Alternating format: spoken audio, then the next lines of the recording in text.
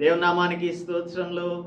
మన రక్షకుడును ప్రభువును అయిన యేసుక్రీస్తు పరిశుద్ధ నామంలో మిమ్మల్ని కూడా ఈ స్పెషల్ సర్మన్కి ఆహ్వానిస్తూ ఉన్నాను. ఈరోజు మనం యేసుక్రీస్తు ప్రభువు శిలువ మరణం పొందిన విషయాన్ని గురించి అనేకమైన చోట్ల ప్రపంచమంతటా కూడా దానిని గురించిన మెడిటేషన్ చేస్తున్నారు. తర్వాత ఆయన యొక్క మరణమును గురించి, ఆయన శిలువలో పలికిన మాటలను గురించి కూడా అనేకమైన ధ్యానములను మనం వింటూ ఉన్నాం. ఈరోజు మనం చూడబోయేటువంటి అంశం ఏంటంటే, యేసుక్రీస్తు ప్రభువు మరణించిన తర్వాత ఆయన శిష్యుల యొక్క పరిస్థితి ఎలా ఉంది అంటే, మాకు ఎన్నో విషయాలను తెలియపరిచారు యేసుక్రీస్తు ప్రభువు. అయితే ఇప్పుడు మమ్మలను అర్ధాంతరంగా విడిచి వెళ్ళిపోయాడు, ఆయన చనిపోయాడు. కాబట్టి మన పరిస్థితి ఏంటి అని వారు ఆలోచనలో పడిపోయారు. ఇంకా పరిస్థితి ఎట్లా ఉందంటే, పీటర్ అయితే ఆయనను నేను ఎరగను అని బొంకుతూ ఉన్నాడు. ఇంకా శిష్యులందరూ కూడా ఎక్కడికి వెళ్ళిపోయారో తెలియదు. అలాగే ఆయనకు నెలవైన వారందరూ, లూకా సువార్త 23వ అధ్యాయంలో, చూచుటకై కూడి వచ్చిన ప్రజలందరూ జరిగిన కార్యములు చూచి రొమ్ము కొట్టుకొని తిరిగి వెళ్ళిరి. ఆయనకు నెలవైన వారందరూ గలిలయ నుండి ఆయనను వెంబడించిన స్త్రీలను దూరంగా నిల్చుండి వీటిని చూచుచూ ఉన్నారు అని లూక్ రాస్తూ ఉన్నాడు. ఇటువంటి పరిస్థితులు కనిపిస్తూ ఉన్నాయి. అందరిలో భయాందోళనలు ఉంటూ ఉన్నాయి.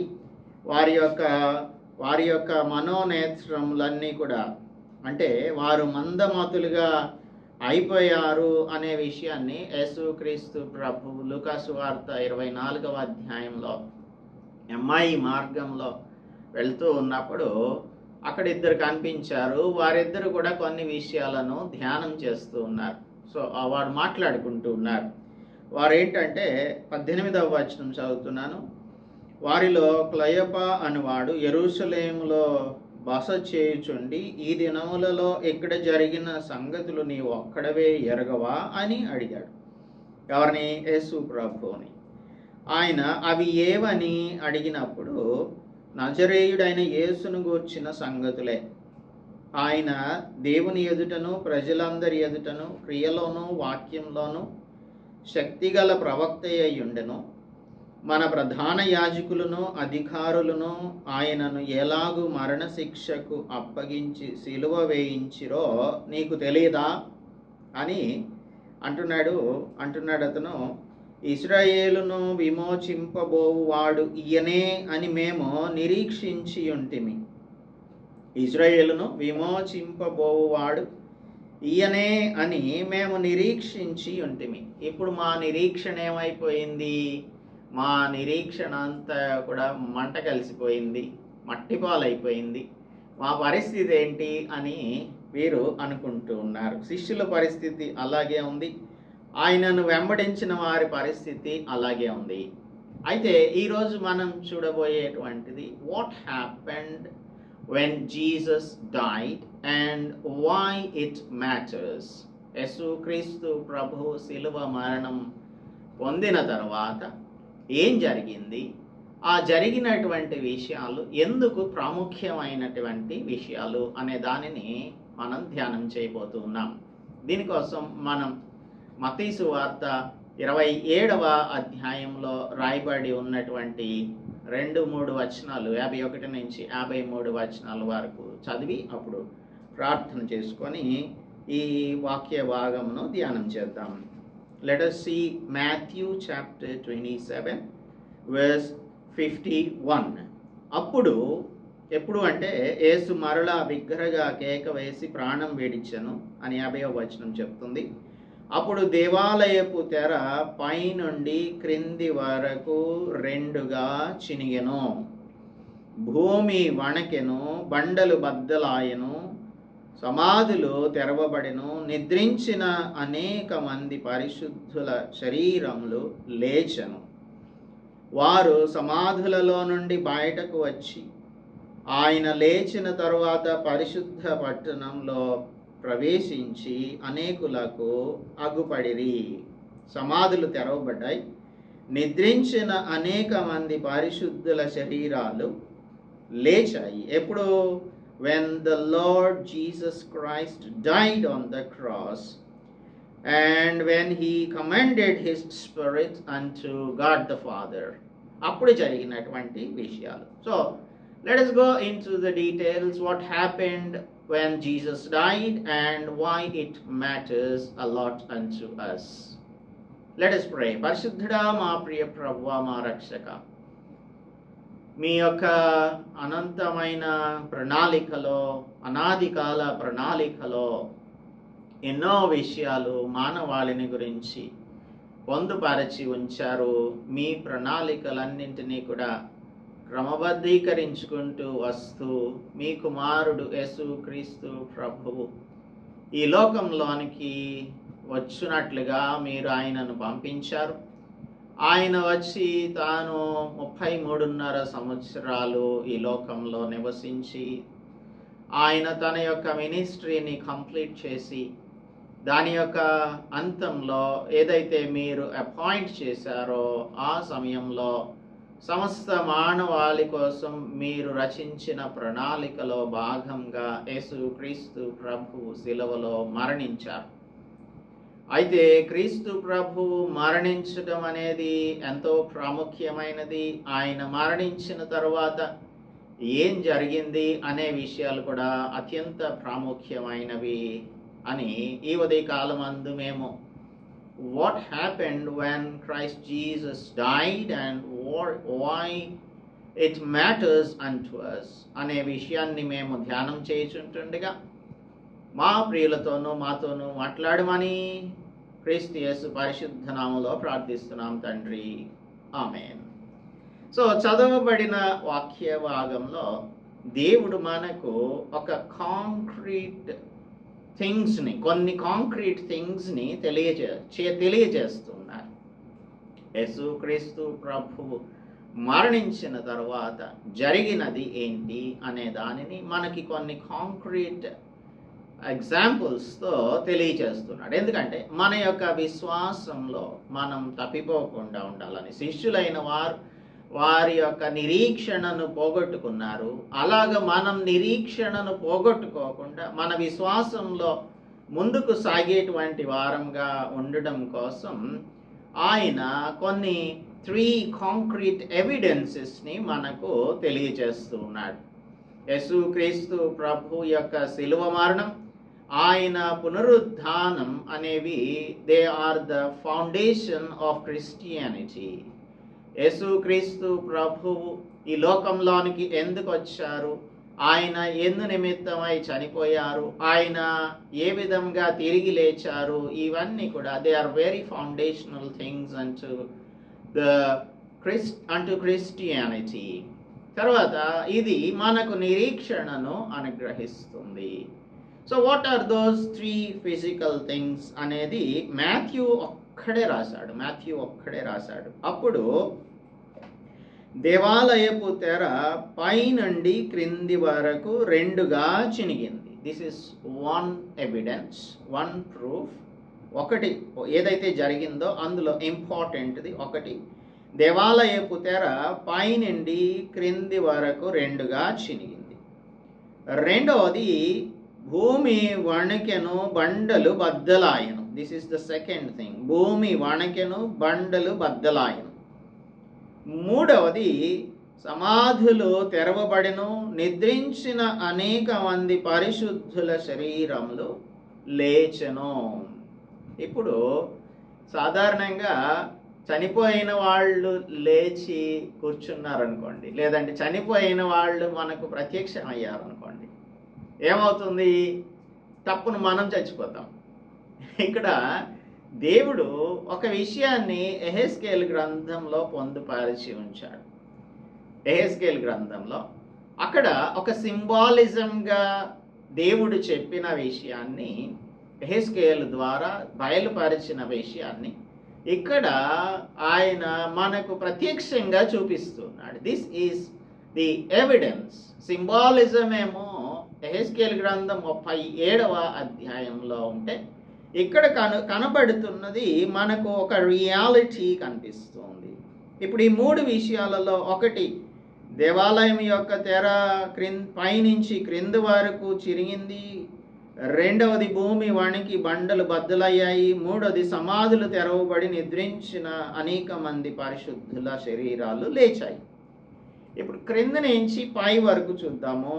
సమాధులు తెరవబడిను, నిద్రించిన అనేక మంది పరిశుద్ధ శరీరములు లేచాయి. తర్వాత భూమి వణికింది అనేది, బండలు బదులయ్యాయి అనేది రెండవదిగా చూద్దాము. మూడవదిగా దేవాలయపు తెర ఎందుకు పైనుంచి క్రిందికి చిరిగింది అనే విషయాలను చూద్దాము.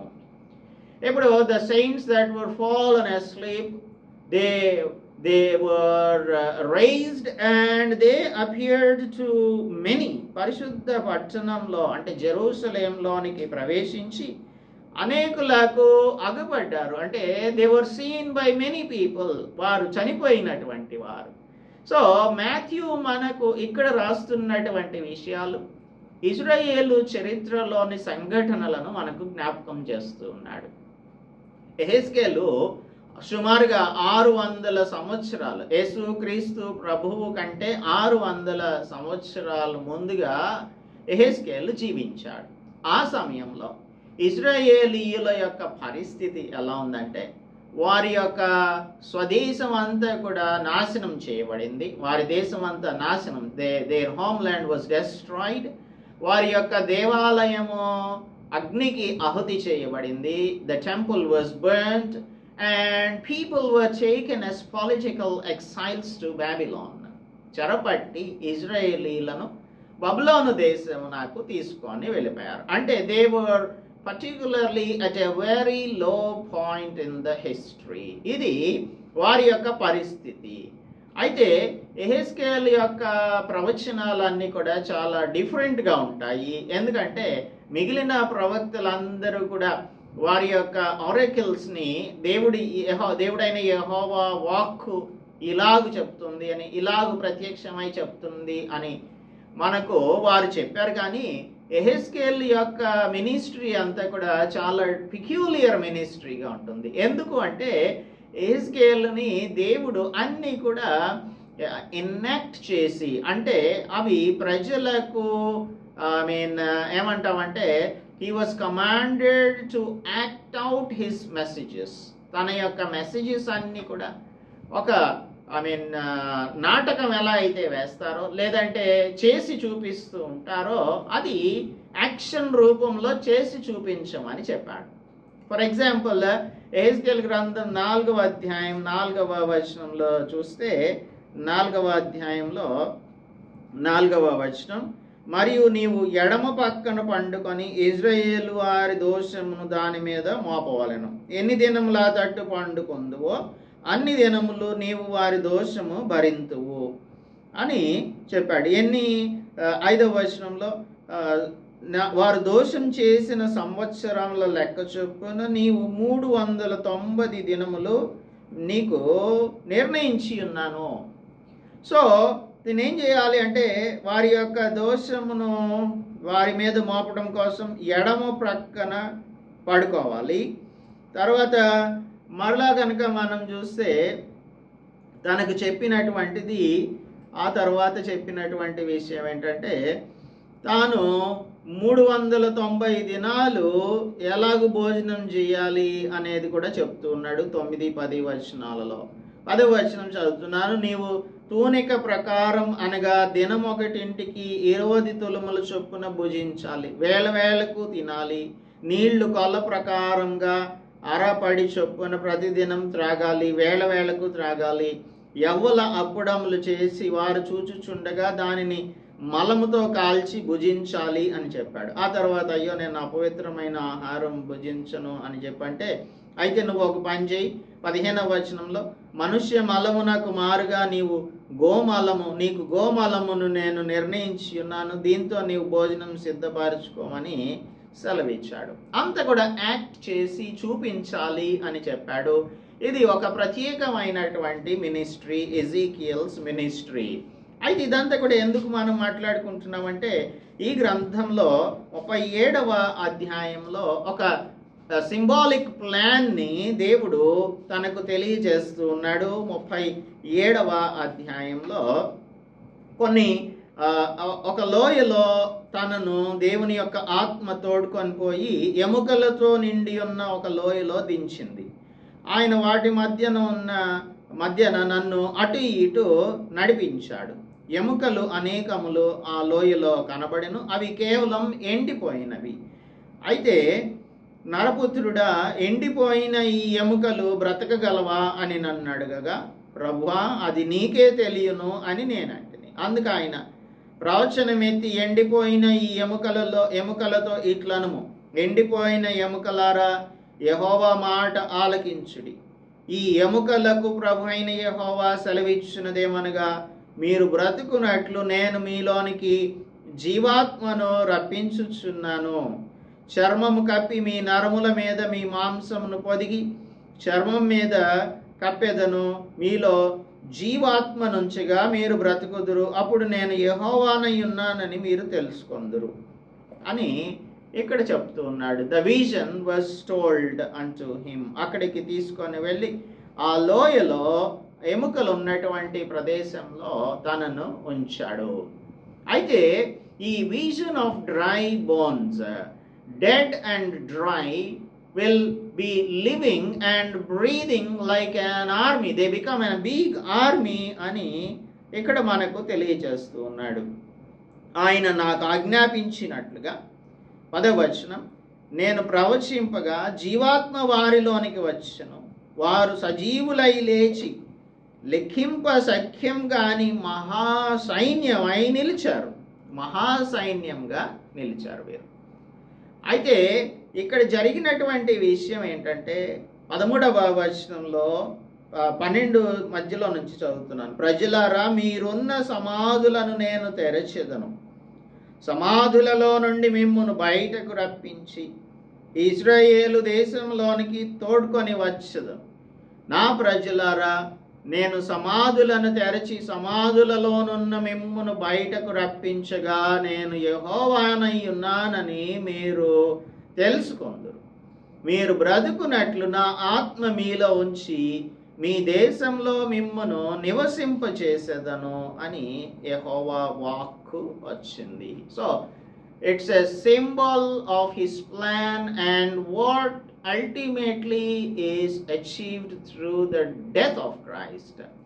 All the weird stuff that happened after Christ Jesus died can be related directly back to the 600-year-old prophet's vision. ఇప్పుడు మనం చూసినటువంటి ఈ దర్శనంలో అక్కడ జరిగినటువంటిది ఏమిటి అనేది మనకు అర్థమవుతుంది. కాబట్టి ఇక్కడ ఒక విజన్గా చూపించాడు దేవుడు. ఎహెస్కేలు నాకు ఒక సింబాలిజంగా చూపించాడు. ఇశ్రాయేలీయులు వారు they were living in the exile at the time of Ezekiel's prophecy. కాబట్టి ఈ డ్రై బోన్స్ అనేవి ఒక మెటఫర్గా the feeling of the Israelites ని మనం ఇక్కడ చూస్తూ ఉన్నాము. They wanted to return to their homeland, they wanted to rebuild their temple and they wanted to become his people again. వారి స్వదేశానికి తిరిగి వెళ్ళాలి. రెండవది వారి యొక్క దేవాలయమును పునరుద్ధరించుకోవాలి. మూడవదిగా దేవునికి ఇష్టలైనటువంటి ప్రజలుగా వారు ఉండాలి అని వారు అనుకుంటూ ఉన్నారు. సో ఇక్కడ ఈ మెటఫోర్ ఏంటంటే, ఈ డ్రై బోన్స్ అనేవి ఇజ్రాయేలీయులకు సాదృశ్యంగా ఉన్నాయి. These bones are the whole house of Israel. I am going to open your graves and lead you into the land of Israel అని చెప్తూ ఉన్నాడు. Here we see the greater cosmic picture. Death cannot sidetrack the plans of God. మరణం అనేది దేవుని ఎదుట ఏమాత్రమును కూడా నిలువలేదు. అదే కొరింథీయులకు రాస్తున్నప్పుడు అపోస్తలుడు పౌలు చెప్తాడు, మరణమాని ముల్లెక్కడా అని అంటాడు. సో మరణపు ముళ్ళును విరిచిన వాడు యేసుక్రీస్తు ప్రభు. మరణం మానవులను ఏమాత్రమును కూడా జయించే అవకాశం లేకుండా ఆయన తన ప్రజలైనటువంటి వారికి, తన రక్తంలో విమోచించబడినటువంటి వారందరికీ కూడా మరణం పైన విజయమును అనుగ్రహిస్తారు అని చెప్పడానికే ఈ ఎండిన ఎముకలలోనికి జీవాత్మను పంపించాడు దేవుడు. So the death of Jesus Christ on one side, and we see the resurrected saints on the other side. This gives us hope. ఇక్కడ మనకు కనిపిస్తున్నటువంటి వారు మత్తయి సువార్త 27వ అధ్యాయం 52వ వచనంలో సమాధులు తెరవబడెను, నిద్రించిన అనేక మంది పరిశుద్ధుల శరీరములు లేచెను అనేది దిస్ గివ్స్ us hope. కాబట్టి యేసుక్రీస్తు ప్రభువును సమాధి ఏమాత్రమును కూడా స్టేటస్ కోలో ఉంచలేదు, సమాధిలో ఏమాత్రమును కూడా ఉంచలేరు ఎవ్వరు. ఆయన తప్పక తిరిగి లేస్తాడు. ఆయన తిరిగి లేచడం అనేది అది ప్రథమ ఫలం, the first fruit, Christ Jesus resurrection అనే విషయాన్ని మనకు తెలియచేయడానికి ఈ ఎజెకియల్కి ముందుగానే ఈ డ్రై బోన్స్కి సంబంధించిన విజన్ని అనుగ్రహించాడు దేవుడు. అయితే ఇక్కడ మాథ్యూ మనకు ఈ లేచినటువంటి పరిశుద్ధులు ఎక్కడికి వెళ్ళారు, ఎవరెవరిని కలిశారు, తర్వాత వారు ఏం చేశారు, తర్వాత how long did they stay alive అనే విషయాలు ఏమీ కూడా తెలియపరచలేదు. కానీ they are merely a physical symbol of God's plan for all creation. సమస్త మానవాళి కొరకు దేవుని యొక్క ప్రణాళిక ఏమిటి అనేది ఇక్కడ క్రిస్టల్ క్లియర్గా మనకు తెలియజేస్తూ ఉన్నాడు. That is the new life in Christ Jesus, which includes you and which includes everybody who accepts him as the personal savior. కాబట్టి యేసు ప్రభువును మన యొక్క సొంత రక్షకునిగా అంగీకరించినట్లయితే ఆయన మనకు నూతన జీవితాన్ని అనుగ్రహిస్తాడు అనే దానిని మనకు సుస్పష్టంగా తెలియచేయడానికే ఇక్కడ మరణించినటువంటి వారు అందరూ కూడా నిద్రించిన అనేక మంది పరిశుద్ధుల శరీరములు లేచాయి. Whatever is dead and whatever is hopeless or whatever is forgotten can be resurrected. చచ్చినది మరలా బ్రతుకుతుంది. హోప్లెస్నెస్ హోప్గా మారిపోతుంది. మరువబడినది మరలా జ్ఞాపకం చేయబడుతుంది, చేసుకొనబడుతుంది. Nothing, even the dried bones are outside the power of God to be changed. దేవుడు ఆ ఎండిన ఎముకలలోనికి ఆయన జీవాత్మను పంపించి మరలా బ్రతికింప చేయగలడు అనే విషయాన్ని బోధిస్తుంది. So what happened after the death of Christ Jesus is the saints were raised and they went into the holy city, Jerusalem లోనికి వారు వెళ్ళారు అని మనకు చెప్పడము it gives us a great hope. రెండవదిగా మనం క్రింద నుంచి వస్తున్నాం కదా, బండలు, సమాధులు తెరవబడ్డాయి, నిద్రించిన అనేక మంది పరిశుద్ధులు లేచారు. సెకండ్ ఏంటి? భూమి వణికెను, బండలు బద్దలాయెను. భూమి వణకెను, బండలు బద్దలాయెను. భూమి వణకెను, బండలు బద్దలాయెను అనేది ఇక్కడ మనం చూస్తూ ఉన్నాం. ఎర్త్ క్వేక్ అనేది, భూకంపం అనేది, it is one of the tangible ways God displays his presence and power. ఆయన యొక్క ప్రత్యక్షతను, ఆయన యొక్క శక్తిని మనకు స్పర్శనీయంగా లేదంటే వాస్తవికంగా తెలియచేసేటువంటిది one of the things is earthquake, భూకంపం అనేది. So the whole lot of shaking is going on. ఇక్కడ జరిగింది ఏంటంటే భూమి వణికింది, బండలు బద్దలయ్యాయి. భూమి వణికింది, బండలు బద్దలయ్యాయి.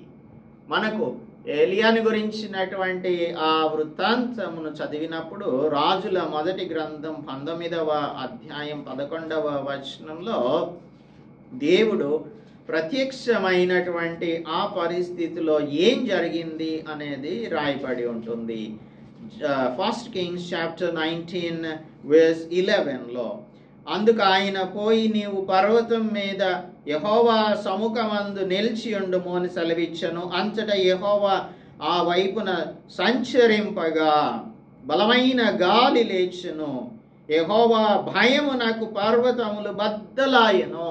పర్వతములు బద్దలాయెను. ఇక్కడ ఏం చెప్తున్నాడు? బండలు బద్దలాయెను, బండలు బద్దలాయెను అని మాథ్యూ రాస్తున్నాడు.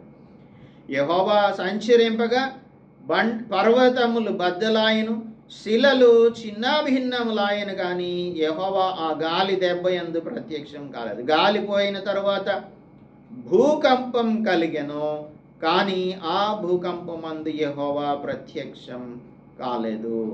భూకంపం వచ్చింది. So this shows the presence of the lord, this shows the power of the lord. అలాగే ఎక్సోడస్ చాప్టర్ 15లో ఇశ్రాయేలీయులకు ధర్మశాస్త్రము అనుగ్రహించబడినప్పుడు జరిగినటువంటిది 15వ అధ్యాయంలో 14-15 వచనాలలో చూసినట్టయితే, లేదంటే ఇంకా మనం చెప్పాలి అనంటే ఎక్సోడస్ 19లో చూసినట్టయితే ఎక్సోడస్ 19లో జరిగినటువంటి విషయం చూద్దాము.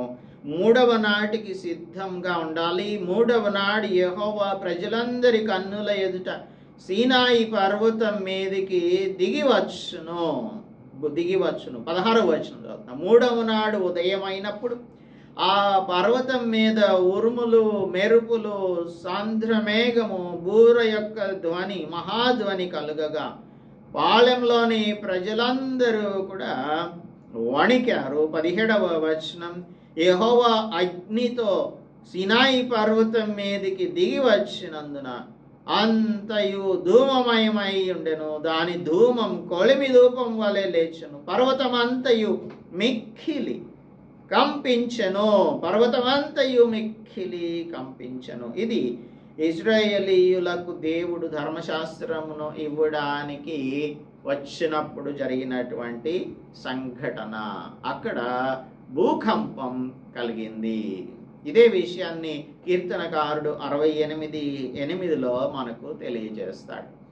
ఎర్త్ క్వేక్స్ అనేవి ఈ యేసు ప్రభువు మరణించిన తర్వాత ఒక భూకంపం కలిగింది.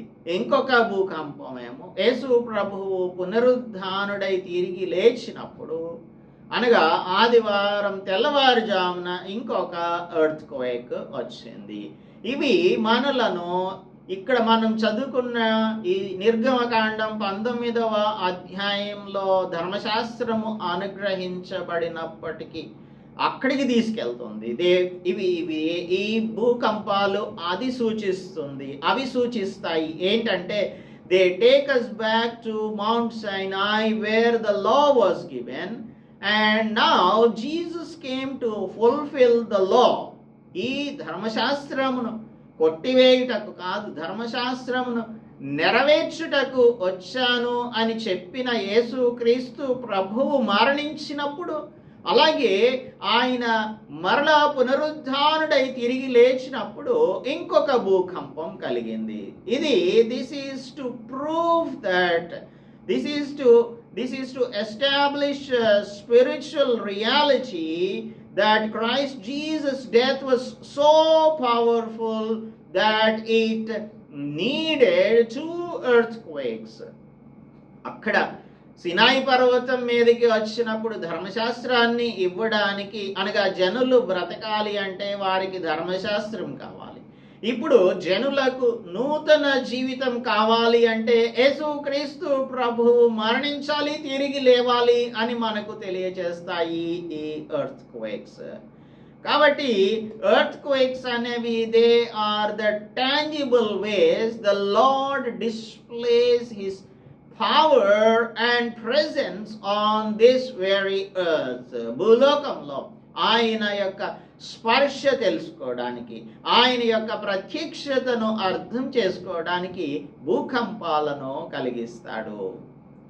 అపొస్తలుల కార్యముల గ్రంథం 16వ అధ్యాయం 26వ వచనంలో కూడా పౌలు శీలులను చెరసాలలో వేసినప్పుడు వారు పాటలు పాడుతూ దేవుని ఆ రాత్రి కీర్తిస్తూ ఉన్నప్పుడు అర్ధరాత్రి వేళ ఒక మహాభూకంపం కలిగింది అని మనము చదువుకుంటాం. అకస్మాత్తుగా భూకంపం కలిగెను, చెరసాల పునాదులు అదిరెను అని రాయబడి ఉంటుంది. అక్కడ చెరసాల పునాదులు కదిలెను.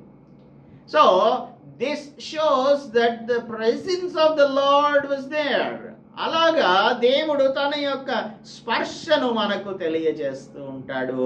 That is the reason why Matthew is recording that the earth trembled and the mountains were broken into pieces. బండలు బద్దలాయను, భూమి వణకెను అని చెప్తూ ఉన్నాడు. భూమి వణకెను అని చెప్తూ ఉన్నాడు.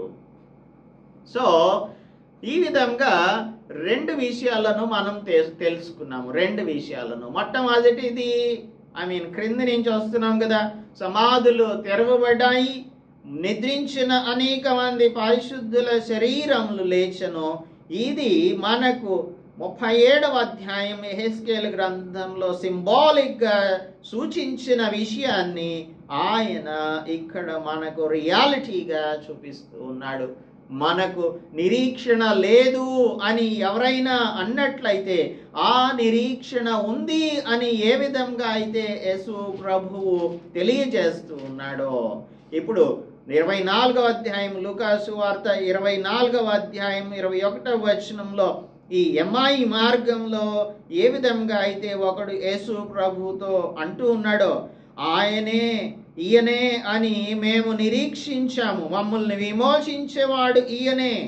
Now the Lord wants to reiterate that he is the one who will redeem his people. ఆయన ప్రజలను విమోచించేవాడు, ఆయన ప్రజలను మరలా సజీవులుగా చేసేటువంటి వాడు ఆయనే అనే విషయాన్ని ఎస్టాబ్లిష్ చేయడానికి ఇక్కడ యేసుక్రీస్తు ప్రభు మరణించినప్పుడు అలాగే పునరుద్ధానం అప్పుడు రెండు భూకంపాలు కలిగాయి. ఆ తర్వాత మనం చివరి విషయానికి వస్తున్నాం. మనకు మొట్టమొదటిగా మాథ్యూ చెప్పినటువంటిది, దేవాలయపు తెర పైనుండి క్రింది వరకు రెండుగా చినిగను. Don't think that it is an insignificant thing. అదేదో బెడ్షీట్ కాదు చింపేయడానికి, అది ఎంతో మందంగా ఉండేటువంటి దేవాలయపు తెర. దీనికి సంబంధించినటువంటి ఇన్స్ట్రక్షన్స్, ఏ విధంగా ఈ తెరలన్నింటినీ కూడా తయారు చేయాలి అనేది దేవుడు ఎక్సోడస్ చాప్టర్ 26లో కొన్ని ఇన్స్ట్రక్షన్స్ని ఇచ్చాడు. ఆ ఇన్స్ట్రక్షన్స్ ప్రకారంగా ఆ దేవాలయంలో ఉన్నటువంటి తెరలను వారు చేసినట్లుగా మనం గమనిస్తాము. ఇక్కడ మనం చూసినట్టయితే 31వ వచనం, 26, 31వ వచనం, నీవు నీల ధూమ్ర రక్తవర్ణములు గల ఒక అడ్డ తెరను పేనిన సన్న నారతో చేయవలెను, అది చిత్రకారుని పని అయిన కెరూబులు గలదిగా చేయవలెను. ఆదాము హవ్వలు పాపం చేసిన తర్వాత దేవుడు ఏదెను వనమునకు కెరూబులను కాపులా ఉంచాడు అని ఆదికాండం గ్రంథంలో చదువుకుంటాము. ఇక్కడ అదే విషయాన్ని తెలియపరుస్తున్నాడు. కెరూబులు గలదిగా ఒక తెరను చెయ్యాలి.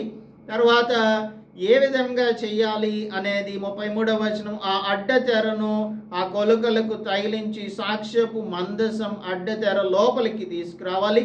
ఆ అడ్డ తెర పరిశుద్ధ స్థలమును అతి పరిశుద్ధ స్థలమును వేరు చేస్తుంది. అతి పరిశుద్ధ స్థలంలో సాక్ష్యపు మందసం మీద కరుణాపీఠం ఉంటుంది అని ఇక్కడ చాలా స్పష్టంగా చెప్పాడు. పరిశుద్ధ స్థలమును అతి పరిశుద్ధ స్థలమును ఈ కర్టెన్, ఈ తెర వేరు చేస్తుంది. కాబట్టి everyone should stand out there behind. అది వెనక వైపునేమో మందసం ఉంటుంది, ముందు వైపున ఉండేటువంటి వారెవరు కూడా లోనికి వచ్చే అవకాశం లేదు. There is no entry to anyone into the holy of holies. అలాంటి పరిస్థితులు ఉండేవి. మనకు చాలా స్పష్టంగా హెబ్రీయులకు రాసిన పత్రిక 9వ అధ్యాయంలో అపోస్తలుడు పౌలు చాలా స్పష్టంగా తెలియజేస్తున్నాడు. 7వ వచనంలో 9:7 సంవత్సరమునకు ఒక్కసారి మాత్రమే ప్రధాన యాజకుడు ఒక్కడే రక్తం చేత పట్టుకొని 2వ గుడారంలోనికి ప్రవేశించును. ఆ రక్తం తన కొరకును ప్రజల అజ్ఞాన కృతముల కొరకును అతడు అర్పించును అని ఇక్కడ రాయబడి ఉంది.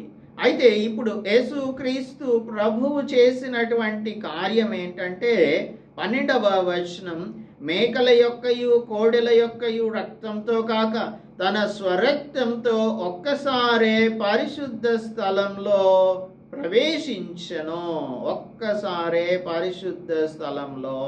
ప్రవేశించాడు. ఇప్పుడు పరిశుద్ధ స్థలంలోనికి తన రక్తంతో ప్రవేశించాడు కాబట్టి now there is no need of the blood of the goats. మేకల యొక్క రక్తంతో పని లేదు, కోడెల యొక్క రక్తంతో పని లేదు. యేసుక్రీస్తు ప్రభువే శిలువలో తన రక్తమంతా కూడా ధారపోసి మానవాళి యొక్క రక్షణ కార్యాన్ని ఆయన ముగించి వేశాడు. So this shows a brand new beginning. అందుకని ఇక్కడ ఉన్నటువంటి ఈ దేవాలయపు తెర, this is the most amazing thing. This Matthew records the veil was torn into two. రెండుగా ఇది అయిపోయింది. దేవాలయపు తెర పైనుండి క్రింది వరకు రెండుగా చినిగెను అని చెప్తూ ఉన్నాడు. రెండుగా చినిగెను. This is protective barrier, and this rip would have certainly thrown the temple into panic. అక్కడ ఉన్నటువంటి ఆ దేవాలయమును నిర్వహించేటువంటి వారందరూ కూడా భయకంపితులైపోయి ఉంటారు. ఏంటి, దేవుని యొక్క ఆత్మ ఇందులో నుంచి బయటకు వచ్చేసి అందరినీ సర్వనాశనం చేసేస్తుందా? ఇది ఏమైనా this is the act of పనిష్మెంటా? ఇది మనలను శిక్షించడానికి దేవుడు చేసినటువంటి కార్యక్రమమా? లేదు అంటే యెహోవా మహిమ యెరూషలేము ఆలయంలో నుంచి వెళ్ళిపోయిన సంగతిని యెహెజ్కేలు నాకు దేవుడు చూపించాడే, అలాగా ద టెంపుల్ ఆఫ్ గాడ్ లో నుంచి ఆయన వెళ్ళిపోతున్నాడా? Is God leaving the temple అనేది ఒక భయం కలిగింది. తర్వాత ఇంకా కొంతమంది ఏమనుకుంటున్నారంటే, has the Lord forsaken us because the veil is torn from top to bottom. అయితే it is significantly telling us, or it is signifying that something promised long ago took place. 37వ అధ్యాయము యెహెజ్కేలు గ్రంథం 14వ వచనంలో ఏదైతే దేవుడు ప్రామిస్ చేశాడో దాని యొక్క నెరవేర్పే ఈ దేవాలయపు తెర పైనుంచి రెండుగా చినిగడం. 14వ వచనం, నేను యెహోవానై ఉన్నానని మీరు తెలుసుకొందురు, మీరు బ్రతుకున్నట్లు నా ఆత్మను మీలో ఉంచి మీ దేశంలో మిమ్మను నివసింపచేసేదను. నా ఆత్మను మీలో ఉంచి మీ దేశంలో మిమ్మను నివసింపచేసేదను. యెహోవానగు నేను మాట ఇచ్చి దానిని నెరవేర్చునని మీరు తెలుసుకొందురు. దాని యొక్క నెరవేర్పే యేసుక్రీస్తు ప్రభువు మరణించిన తరువాత దేవాలయపు తెర రెండుగా చినగడం అనేది మనం చూస్తూ ఉన్నాము. So what was previously dwelling behind the curtain had been set free. దాని వెనుక సాక్షి మందస్సం ఉంది, అతి పరిశుద్ధ స్థలం ఉంది. తర్వాత పరిశుద్ధ స్థలము, అతి పరిశుద్ధ స్థలము, ఈ రెండు కూడా విడిగా ఉండటానికి లేదంటే సెపరేట్ చేయబడటానికి అడ్డుగా ఉన్న ఆ కర్టన్ని, ఆ వెయిల్ని దేవుడు చించి వేశాడు. అది కూడా పైనుంచి క్రింది వరకు. మనుషులు చింపితే క్రింద నుంచి చింపుతారు, కానీ పైనుంచి చింపడం అనేది the lord himself has taken action on hour behalf. కాబట్టి ఆయనకు మనకు మధ్యన ఉన్నటువంటి అడ్డంకి తొలగిపోయింది. కాబట్టి the spirit of the lord has come to live in his children. వారి యొక్క దేవుని బిడ్డల యొక్క జీవితములలో, దేవుని బిడ్డల యొక్క ఆత్మలలో నివసించడానికి దేవుని ఆత్మ వచ్చాడు అనే దానికి సాదృశ్యంగా ఈ దేవాలయపు తెర పైనుంచి క్రింది వరకు చిరిగింది. The Spirit of God prepared to make its home within the people who followed him. ఎవరైతే ఆయనను స్వరక్షకునిగా అంగీకరిస్తారో వారిలో నివసించడానికి, వారిలో జీవించడానికి, అనగా నీవు నేను మన యొక్క జీవితములలో ఆయన నివసించడానికి, ఆత్మ రూపంలో నివసించడానికి ఈ దేవాలయపు తెర అడ్డుగా నిలిచింది. దానిని ఆయన రెండుగా చించివేశారు దానిని. So now, as Apostle Paul says in 1 Corinthians chapter 6 verse 19, మొదటి కొరింథీయులకు రాసిన పత్రిక 6:19లో అపోస్తల్ పౌల్ చెప్పినట్లు మనము మన దేహం దేవుని యొక్క ఆలయం. కాబట్టి the Lord has made us a holy place where heaven and earth will meet, or God and man will meet. కాబట్టి మనం ఆయన యొక్క దేవాలయంగా మారిపోయాం. అందుకని దేవాలయపు తెర రెండుగా చించివేయబడింది, రెండుగా చినిగింది. ఇప్పుడు there is no obstruction between God and man. ఆ ఎదెను వనంలో నుంచి బయటకు తోలివేయబడినటువంటి మానవులు ఇప్పుడు అదే ఎదెను వనంలో ఉండడానికి అవకాశం కల్పించడానికి ఆయన మన కొరకు చనిపోయి మన హృదయములలో జీవించడానికి, మన బాడీస్ లో జీవించడానికి వచ్చారు. He has made us a holy place. మనలను పరిశుద్ధ స్థలంగా, మనలను అతి పరిశుద్ధ స్థలంగా చేసేసాడు ఆయన. అందుకని ఆ వెయిల్ యొక్క సిగ్నిఫికెన్స్ మనందరికీ కూడా అవసరము. దాని గురించి తెలుసుకోవడం అనేది చాలా ప్రాముఖ్యమైనటువంటి విషయం. ఇది ఇన్సిగ్నిఫికెంట్గా మనం అనుకోవచ్చు. ఆయన బిగ్గరగా కేక వేసి ప్రాణం విడిచిన తరువాత దేవాలయపు తెర పైనుండి క్రింది వరకు రెండుగా చినిగెను. భూమి వణికి బండలు బద్దలయ్యాయి. సమాధులు తెరవబడి నిద్రించిన అనేక మంది పరిశుద్ధుల శరీరంలో లేచను. So the torn veil, the earthquake and the reanimated lives of the saints. ఎవరైతే పరిశుద్ధులుగా ఉన్నారో వారు వారి యొక్క శరీరములో లేచాయి. These are all the tangible symbols of the change that occurred in unseen spiritual realms. కాబట్టి torn veil మనకు ప్రామిస్ ఆఫ్ గాడ్ ని ఆయన యొక్క ప్రజలంగా, ఆయన మనయందు నివసించడానికి. Israelites wanted to go back to their homeland. God wanted to come into the lives of people who lost the connection between the Lord.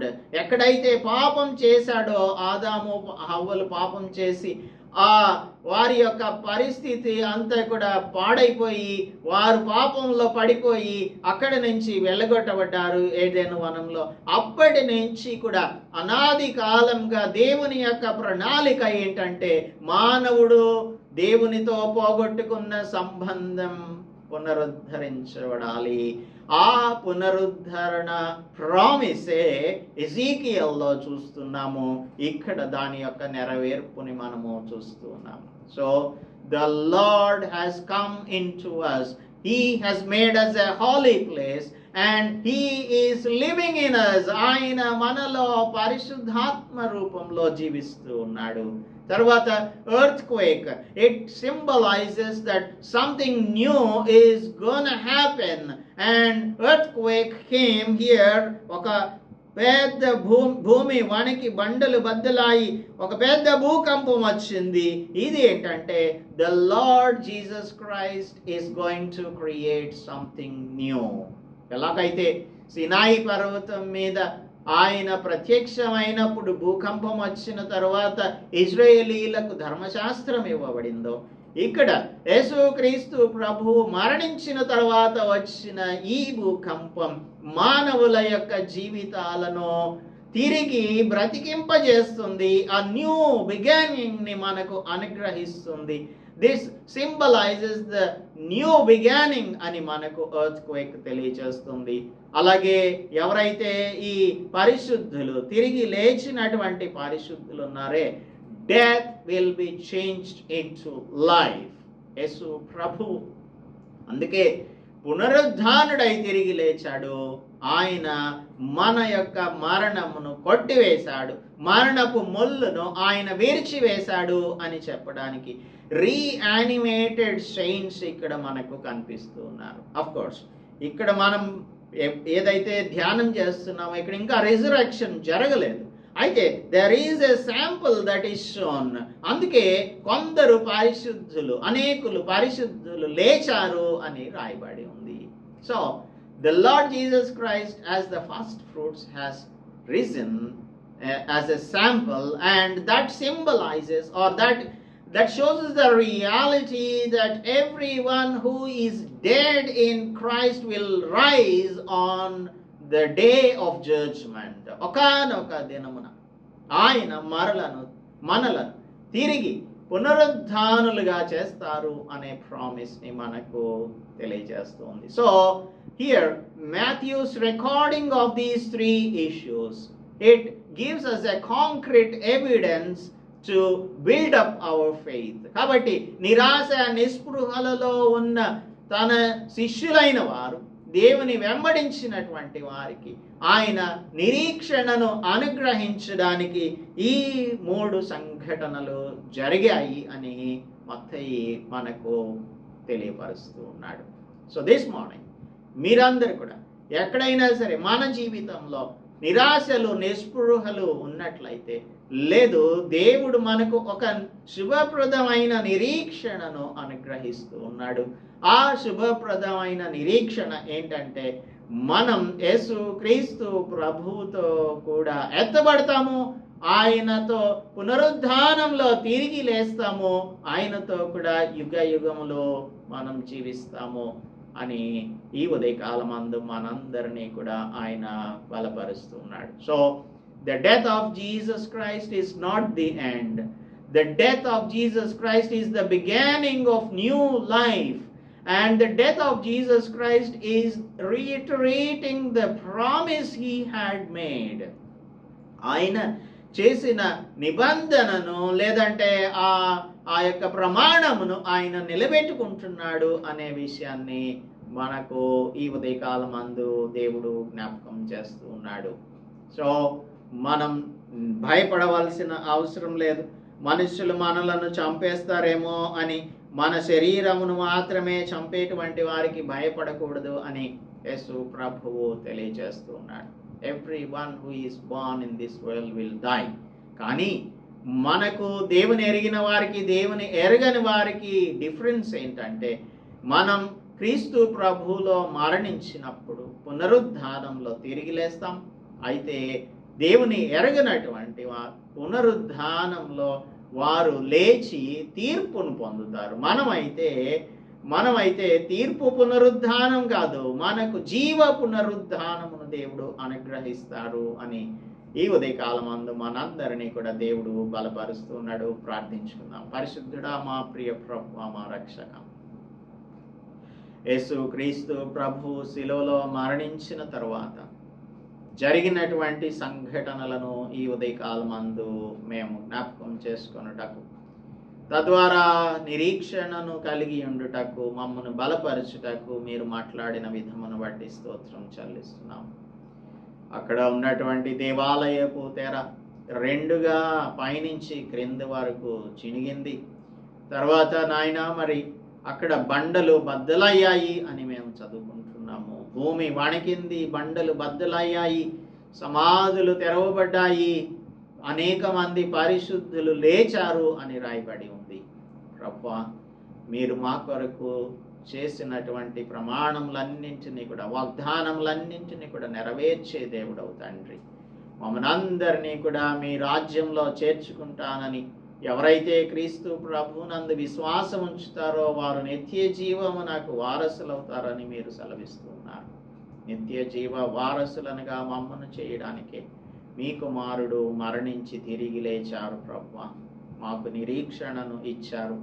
అందును బట్టి మీకు వందనములు చెల్లిస్తూ ప్రభువా, మా యొక్క జీవితములను సంపూర్ణంగా మీకు సమర్పించుకొని జీవించే వారముగా ఉండునట్లు కృప చూపించమని మీ కుమారుడు మా రక్షకుడు యేసుక్రీస్తు పరిశుద్ధ నామంలో ప్రార్థిస్తున్నాం తండ్రి.